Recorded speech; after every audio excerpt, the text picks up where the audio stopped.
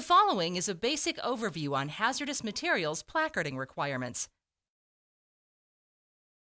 Hazardous material shipments, whether loaded or containing a residue, must be properly placarded and marked. If they are not, they cannot be transported or accepted for shipment. However, not all hazardous material shipments require placards.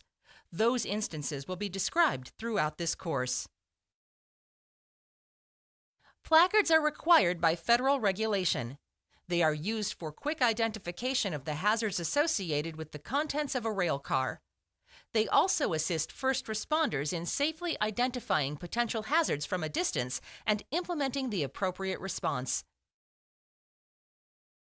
The type of placard used is determined by the product's primary hazard class. It must be displayed and visible from each side and each end of a rail car and securely affixed or placed in a placard holder. Placards must be legible, with format and color intact, and displayed so that the text is horizontal. While the shipper is responsible for affixing the placard, each person who transports hazardous materials must comply with these requirements.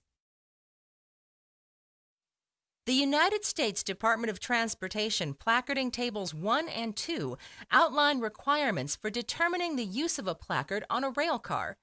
You can find these tables in Title 49, Code of Federal Regulations, Section 172.504. Products identified in Table 1 must be placarded regardless of quantity. The products listed in Table 2 require placarding if the aggregate gross weight of the product is 1,001 pounds or more.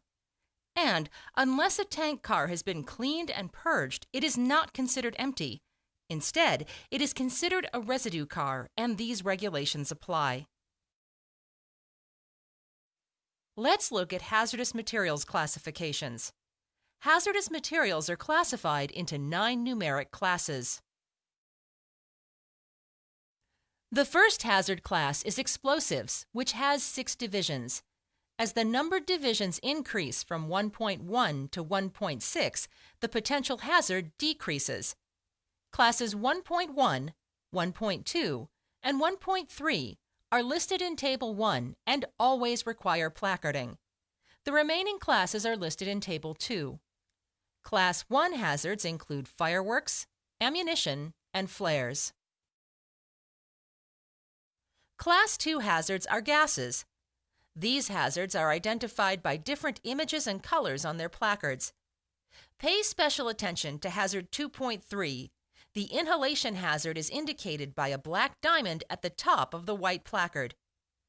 Also note that Divisions 2.1 and 2.3 can have placards that are on a white square on point background. Examples of gases are propane, anhydrous ammonia, and chlorine. Materials are assigned hazard class based on U.S. DOT criteria for that hazard class.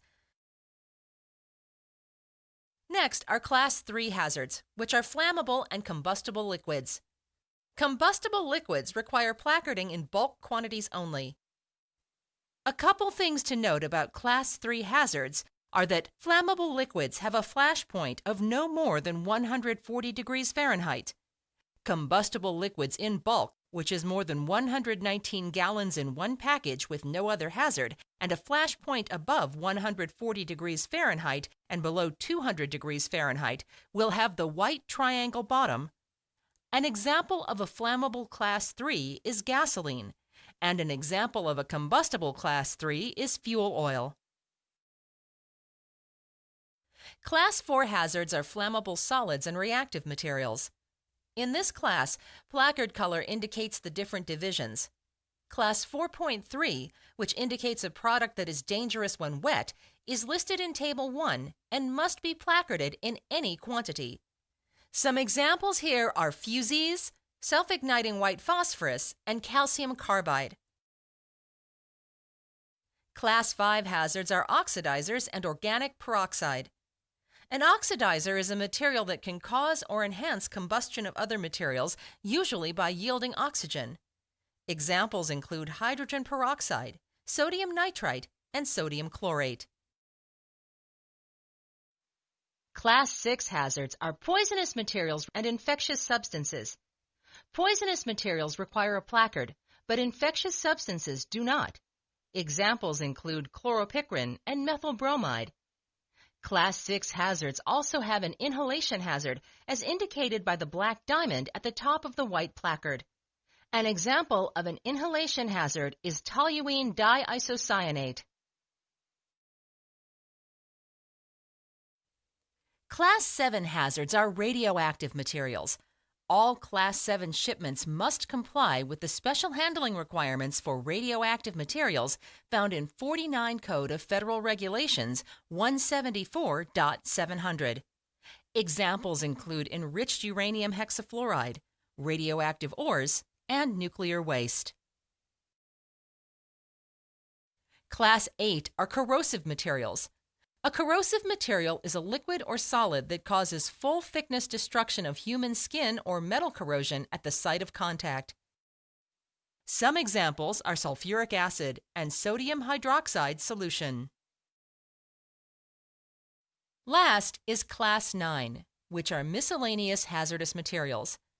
These are materials that present a hazard during transport but do not meet other hazard class definitions. Examples are lithium batteries and molten sulfur. Because they are miscellaneous, they are placarded or marked in a variety of ways. Although it is not a hazardous material class, dangerous placards may be used for rail cars containing non-bulk packages with 2 or more categories identified in Table 2. If more than 2,205 pounds of a Table 2 product is loaded at one loading facility, the placard specified in Table 2 must be used. Here is an example of a placard and panel with an ID number. We provide hazardous material training programs tailored to fit your railroad's operations. A grant from the Pipeline and Hazardous Materials Safety Administration allows us to offer these programs at your location with no cost to your organization. And requesting one of our programs is easy by either completing a brief online request via our website or sending an email request to hmit@shortlinesafety.org. Thank you for taking the time to learn more about this safety topic.